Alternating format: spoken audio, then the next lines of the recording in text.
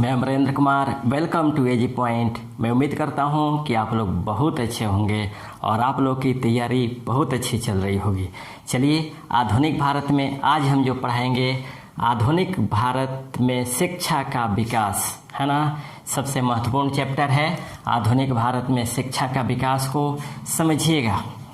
कहा जाता है शिक्षा का मतलब ज्ञान होता है और शिक्षा किसी भी सभ्य समाज के विकास में सबसे महत्वपूर्ण भूमिका निभाती है। साथ ही आप अपने कैरियर को या उद्देश्यों को बनाते हैं तो उसमें भी शिक्षा ही सबसे अहम भूमिका निभाती है ना। आज देश या विश्व में जितने भी आज जो जानी पहचानी हस्तियां हैं, जिनका आज अस्तित्व नहीं है, फिर भी उनको याद किया जाता है, उनके पीछे भी उनकी शिक्षा ही जिम्मेदार थी, ठीक ना। तो आइए हम इसी शिक्षा की कड़ी को आगे बढ़ाते हुए भारत में शिक्षा के इतिहास को जानने का प्रयास करते हैं कि भारत में शिक्षा का विकास कब हुआ। हालांकि भारत में शिक्षा का विकास की अगर हम बात करें तो प्राचीन काल से ही शिक्षा का विकास चला आ रहा है, लेकिन विशेषकर हम आधुनिक भारत में देखने का प्रयास करेंगे कि आधुनिक भारत में शिक्षा का विकास का चरण किस तरह रहा, इसमें अंग्रेजों का कितना सहयोग रहा, इनमें प्रबुद्ध भारतीयों का सहयोग कितना रहा, इसके विकास के लिए कौन कौन सी समितियां गठित की गई, कौन कौन से आयोग का गठन किया गया, और इसके आधार पर इसे हम समझने का प्रयास करेंगे। तो समझिएगा, जब भारत में ब्रिटिश उपनिवेश की जब स्थापना हुई तो ये ब्रिटिश जो शासक, जो ब्रिटिशर्स थे, ये अपने प्रारंभिक दिनों में शिक्षा के विकास पे कोई ज़्यादा ध्यान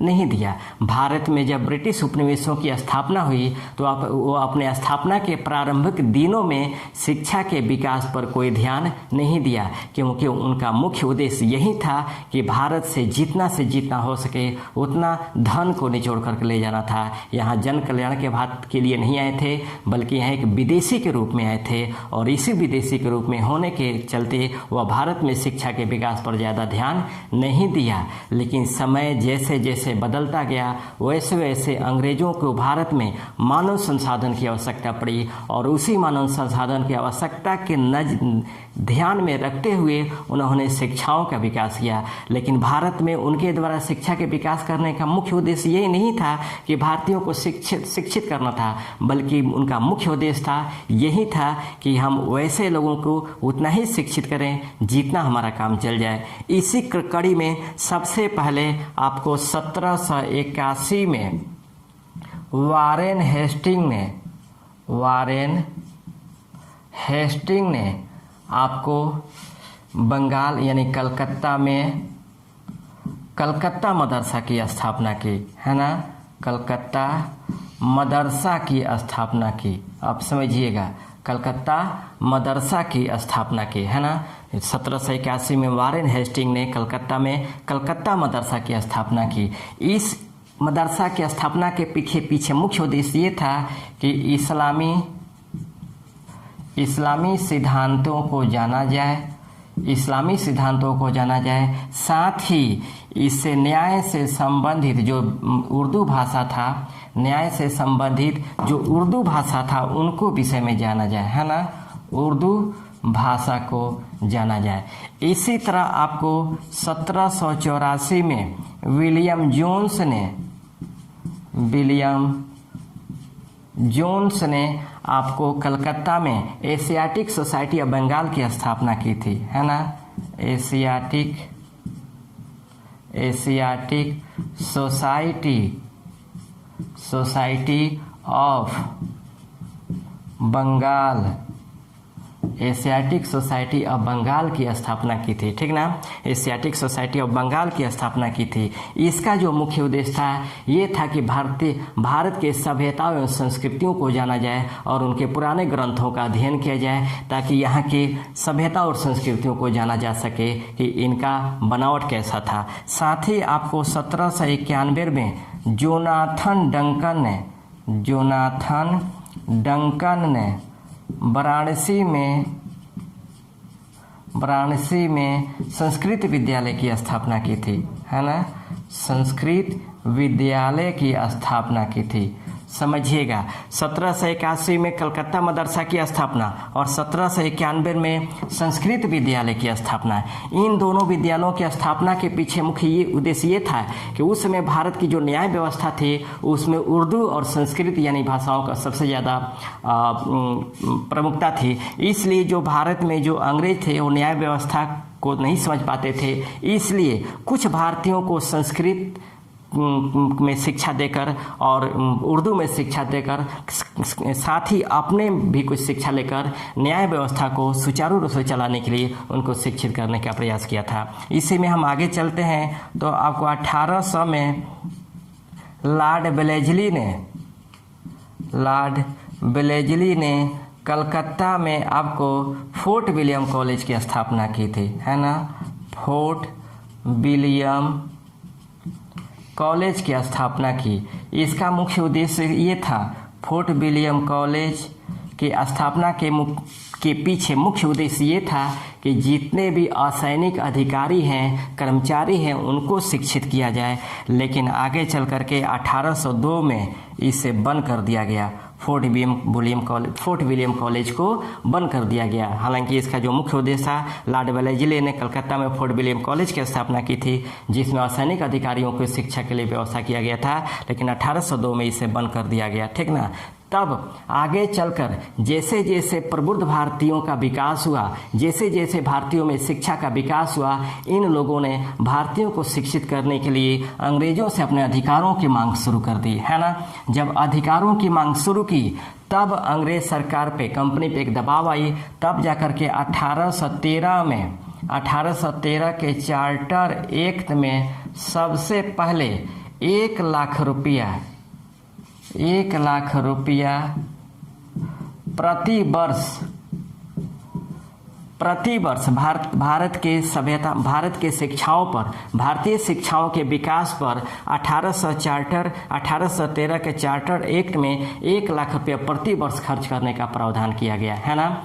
प्रति वर्ष 1 लाख रुपया खर्च करने का प्रावधान किया गया। लेकिन ये जो रुपया था इसको खर्च नहीं किया गया। खर्च नहीं किए जाने के पीछे मुख्य रीजन ये था कि शिक्षा का माध्यम, है ना, विवाद उत्पन्न हो गया कि शिक्षा का माध्यम क्या हो, है ना, शिक्षा का माध्यम क्या हो। इसी को लेकर के 1823 तक इस पैसे को एक बार भी खर्च नहीं किया गया और आगे विवाद उत्पन्न हो गया कि भारत में शिक्षा तो दिया जाए लेकिन शिक्षा का माध्यम क्या हो। तब शिक्षा को माध्यम लेकर के 2 विचारधाराएं बट गई, है ना। हम अगर बात करें तो आंग्ल प्राच्य शिक्षा विवाद, समझिएगा, है ना। भारत में शिक्षा को विकास को लेकर जब कंपनी ने भारत में शिक्षा को विकास को लेकर के 1 लाख रुपये खर्च करने का प्रावधान किया 1813 के चार्टर एक्ट में, तब भारत में शिक्षा के विकास को लेकर के आपको विवाद उत्पन्न हुआ और विवाद उत्पन्न होने के बाद आपको इसमें दो भागों में बट गए लोग, है ना। शिक्षा के माध्यम को लेकर के 2 भागों में बट गए। पहले जो प्राच्य शिक्षा के जो समर्थक थे, प्राच्य शिक्षा का जो समर्थक थे वो आपको विल्सन एवं प्रिंसेप थे, ध्यान दीजिएगा, है ना, विल्सन और प्रिंसेप थे। जबकि पाश्चात्य शिक्षा का जो समर्थक थे उसमें आपको ट्रेवेलियन एवं राजा राम मोहन राय थे। राजा राम मोहन राय का मानना था कि जब तक भारत में पाश्चात्य शिक्षा का विकास नहीं किया जाएगा तब तक भारतीयों का उत्थान संभव नहीं है। तो आंग्ल प्राच्य शिक्षा विवाद उत्पन्न हुआ जो 2 भागों में डिवाइड, भाषा के माध्यम को लेकर के 2 वर्गों में विभाजित हो गए लोग, है ना। एक प्राच्य शिक्षा का समर्थक यानी भारतीय शिक्षा का समर्थक में थे विल्सन एवं प्रिंसेप, जबकि अंग्रेजी भाषा का समर्थक में थे ट्रेवेलियन एवं राजा राम मोहन राय। और आगे चल करके इन्हीं शिक्षा के माध्यमों का समाधान करने के लिए, इन्हीं शिक्षा के माध्यमों का समाधान करने के लिए मैकाले शिक्षा प्रस्ताव, मैकाले शिक्षा प्रस्ताव को स्वीकार किया गया। अब समझिएगा, मैकाले शिक्षा प्रस्ताव को स्वीकार किया गया। ये जो मैकाले थे यह गवर्नर जनरल के कार्यकारिणी परिषद के सदस्य थे, है ना। ये गवर्नर जनरल के कार्यकारिणी परिषद के ये सदस्य थे, है ना, परिषद के सदस्य थे। और विलियम बेंटिक ने लॉर्ड मैकाले की अध्यक्षता में भारत में शिक्षा के माध्यम को लेकर के एक समिति गठित की, है ना। लॉर्ड विलियम बेंटिक ने लॉर्ड मैकाले की अध्यक्षता में भारत में शिक्षा के माध्यम को लेकर के एक समिति गठित की। हालांकि जो लॉर्ड मैकाले थे इन्होंने अपने महत्वपूर्ण स्मरण प्रस्ताव में यानी सुझाव कहेंगे या प्रस्ताव में इन्होंने भारत के साहित्यों एवं शिक्षाओं का कटु आलोचना किया, इसका व्यंग्यात्मक आलोचना की। लॉर्ड मैकाले ने कहा कि चाहे जितना भी भारतीय शिक्षाओं में जो यहाँ का साहित्य है वह कहीं ना कहीं हमारे शिक्षा से काफ़ी निम्न कोटि का है। इन्होंने एक बात और कही थी कि हमारे यहाँ का एक एल्मीरा का जो साहित्य है वह कहीं कहीं भारत के संपूर्ण साहित्यों से कहीं उच्च कोटि का है ना। इसलिए उन्होंने एक सुझाव दिया, माइनट प्रस्ताव, है ना, माइनट प्रस्ताव। और माइनट प्रस्ताव के तहत ही माइनट प्रस्ताव में इन्होंने अंग्रेजी को शिक्षा का माध्यम बनाने का सुझाव दिया। और ये सुझाव आपको दिया 2 फरवरी 1835 को, है ना, 2 फरवरी 1835 को सुझाव दिया। और लॉर्ड विलियम बेंटिक ने इसी सुझाव को स्वीकार किया, क्योंकि लॉर्ड विलियम बेंटिक भी चाहते थे अंग्रेजी भाषा को ही शिक्षा का माध्यम बनाया जाए। हालांकि लॉर्ड मैकाले का जो सोच था वह ये था कि एक ऐसा शिक्षा की व्यवस्था की जाए कि एक ऐसे वर्ग को तैयार किया जाए, भारत में एक ऐसे वर्ग को तैयार किया जाए जो रक्त एवं रंग में वह तो भारतीय हो लेकिन सोच एवं विचार में वह अंग्रेज हो, है ना। यानी एक ऐसा वर्ग तैयार करना चाहते थे जो रक्त एवं रंग में अश्वेत हो लेकिन आपको सोच में वह श्वेत हो। वह एक ऐसा इसलिए वर्ग तैयार करना चाहते थे कि समय अनुसार इनसे हम अपना उद्देश्यों को पूर्ति करा सकें। इसीलिए उन्होंने अंग्रेजियों को शिक्षा का माध्यम बना करके भारतीयों को शिक्षा में अंग्रेजी के माध्यम से शिक्षा देने का प्रयास किया था, ठीक ना। जब लॉर्ड विलियम बेंटिक ने 1835 में शिक्षा को अंग्रेजी का माध्यम बना दिया तब प्रश्न उठा कि भारत में शिक्षा किसे दिया जाए, है ना। पहले तो विवाद था कि भारत में शिक्षा का विकास कैसे हो, जिसे 1791 में विकास हुआ। उसके बाद आपको 1800 में शिक्षा का विकास लॉर्ड वेलेस्ली द्वारा फोर्ट विलियम कॉलेज की स्थापना करके किया गया। 1813 में 1 लाख रुपया देकर भारत में शिक्षा का विकास किया गया। लेकिन जब शिक्षा का माध्यम को लेकर के विवाद हुआ, आंग्ल प्राची विवाद हुआ, तब ये भी जब सॉल्व हो गया लॉर्ड मैकाले के माध्यम से, यानी 1835 में जब शिक्षा को अंग्रेजी का माध्यम बना दिया गया तब प्रश्न उठा कि शिक्षा दिया जाए किसे, क्योंकि भारत की जितनी जनसंख्या थी उतनी जनसंख्या को ब्रिटिश सरकार को इतना क्षमता नहीं था, आर्थिक संसाधन नहीं थे कि सबको शिक्षित किया जाए। इसके लिए लॉर्ड ऑकलैंड ने शिक्षा का अधोमुखी निस्यंदन सिद्धांत का प्रतिपादन किया। शिक्षा का अधोमुखी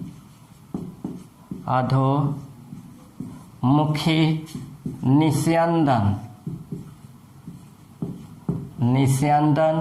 सिद्धांत का प्रतिपादन किया, है ना। शिक्षा का अधोमुखी निस्यंदन सिद्धांत का प्रतिपादन किया। और इस शिक्षा का अधोमुखी निस्यंदन सिद्धांत में इन्होंने इसका प्रतिपादन किया था लॉर्ड ऑकलैंड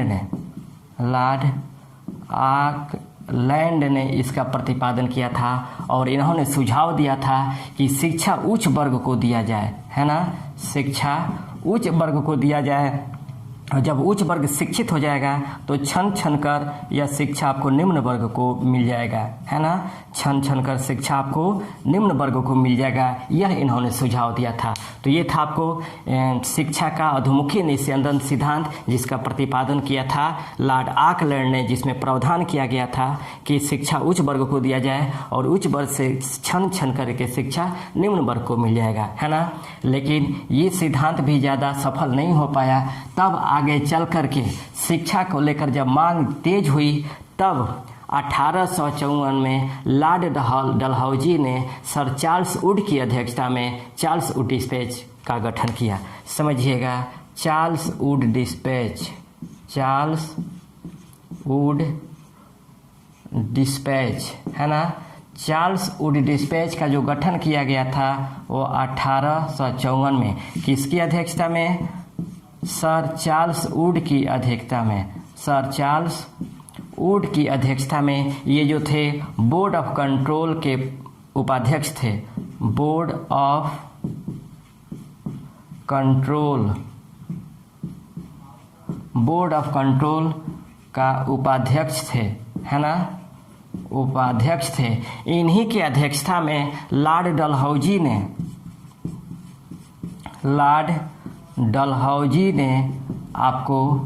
डलहौजी ने एक शिक्षा समिति का गठन किया था। समझिएगा, भारत में भावी शिक्षा के विकास पर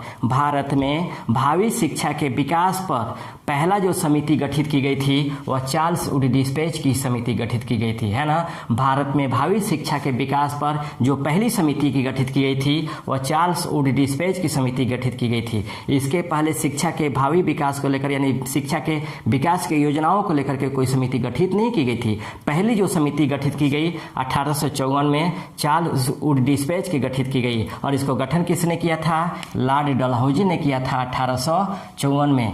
इसलिए इस शिक्षा के महत्व को देखते हुए चार्ल्स वुड डिस्पैच को शिक्षा का मैग्ना कार्टा के नाम से जाना जाता है। शिक्षा का मैग्ना कार्टा के नाम से जाना जाता है। समझिएगा, चार्ल्स वुड डिस्पैच को शिक्षा का मैग्ना कार्टा के नाम से जाना जाता है। ये आप याद रखेंगे, बहुत बार पूछा गया है, ठीक ना। अब चार्ल्स वुड डिस्पैच जो भावी शिक्षा की समिति का अध्यक्ष बनाया गया था, इन्होंने भारत में शिक्षा के विकास को लेकर के इन्होंने अलग अलग सुझाव दिया था। इनके सुझाव कौन कौन थे ये हम देखने का प्रयास करते हैं, है ना। इन्होंने जो पहला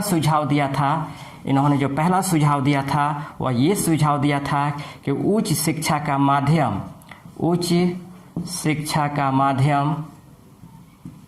अंग्रेजी होना चाहिए, है ना। उच्च शिक्षा का माध्यम अंग्रेजी होना चाहिए तथा स्कूली शिक्षा का माध्यम, है ना, स्कूली शिक्षा का माध्यम देसी भाषा होना चाहिए। इन्होंने कहा था कि उच्च शिक्षा का माध्यम अंग्रेजी होना चाहिए और स्कूली शिक्षा का माध्यम देसी होना चाहिए। यानी उच्च शिक्षा जो होना चाहिए वो अंग्रेजी भाषा में दिया जाना चाहिए और स्कूली शिक्षा जो देनी चाहिए वह देसी भाषाओं में देनी चाहिए। साथ ही इन्होंने दूसरा प्रावधान किया, गाँव में primary vernacular school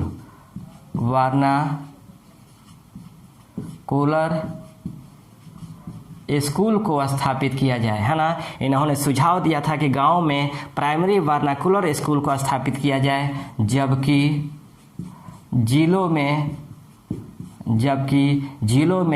Anglo vernacular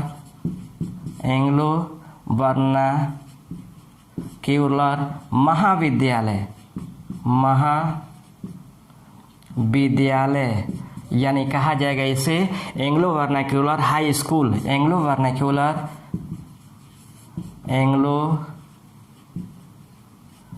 vernacular high school. साथ ही आपको कॉलेज की स्थापना किया जाए, है ना, कॉलेज की स्थापना किया जाए।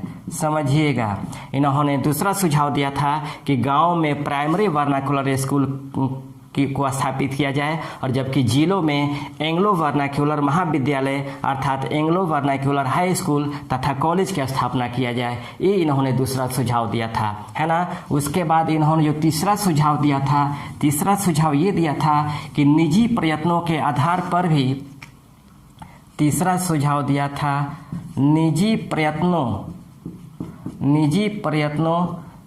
के आधार पर भी स्कूल कॉलेज खोलने का प्रोत्साहन दिया जाए। स्कूल कॉलेज खोलने का प्रोत्साहन दिया जाए। साथ ही सरकार इन्हें आर्थिक अनुदान प्रदान करे, है ना।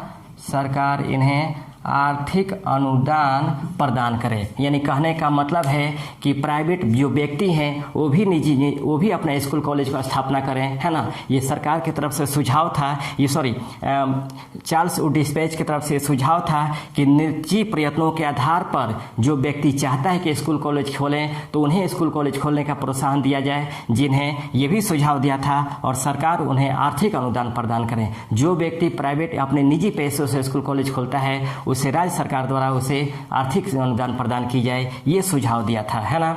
उसके बाद इन्होंने चौथा जो सुझाव दिया था, सभी प्रांतों में डायरेक्टर के संरक्षण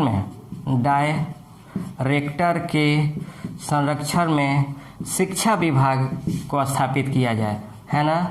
शिक्षा विभाग को स्थापित किया जाए।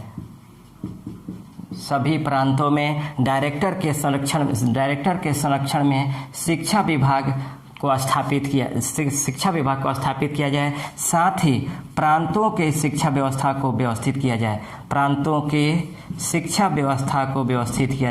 शिक्षा व्यवस्था को व्यवस्थित किया जाए, है ना, व्यवस्थित किया जाए, ये इन्होंने सुझाव दिया था।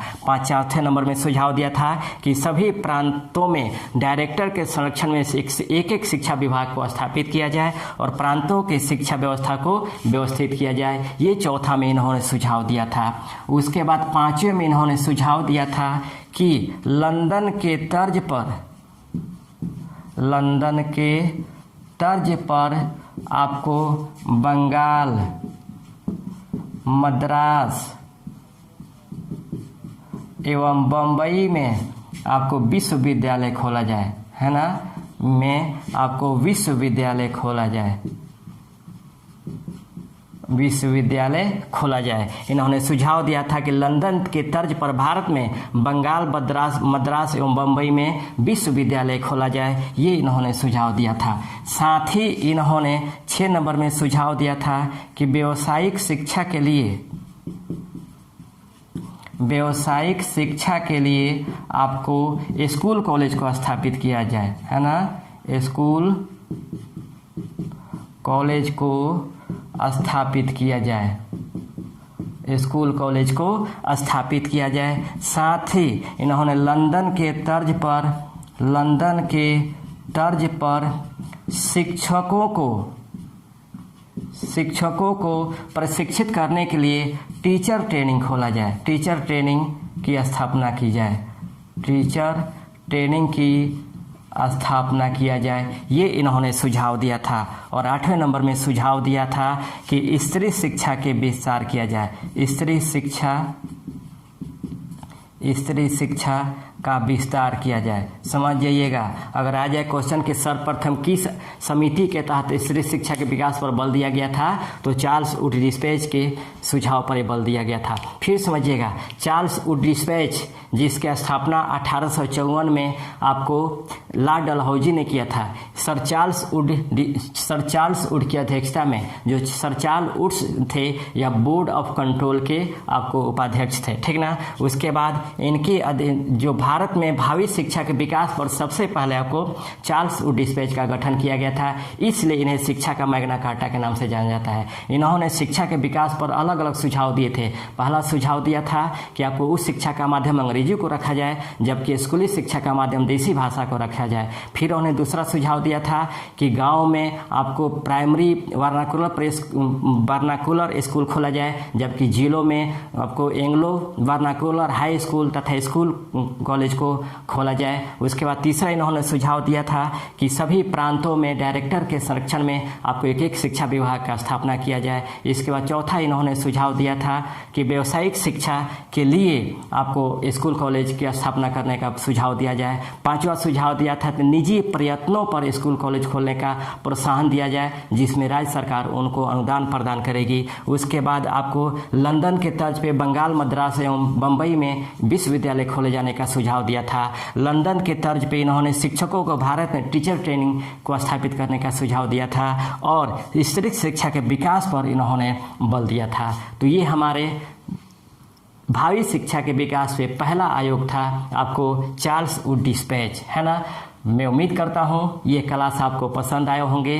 बस इतना ही रहने देता हूँ, बाकी इसमें और भी है। अभी भी W हंटर आयोग है, थॉमस रेले आयोग है, सैंडलर आयोग है ना, हार्टोग समिति है, वर्धा समिति है, राधाकृष्णन समिति है, आपको मुदालियर समिति है, कोठारे समिति है। ये सभी समिति है जिसको अलग अलग क्लास में हम इसको पढ़ाने का प्रयास करेंगे। एक एक टॉपिक को सिंपली तरीके से पढ़ाने का प्रयास करेंगे ताकि आपको दोबारा पढ़ने की कोई ज़रूरत न पड़े, है ना। तो रहने देते इतना ही, फिर हम नेक्स्ट क्लास लेकर हाजिर होंगे। तब तक के लिए बेस्ट ऑफ लक।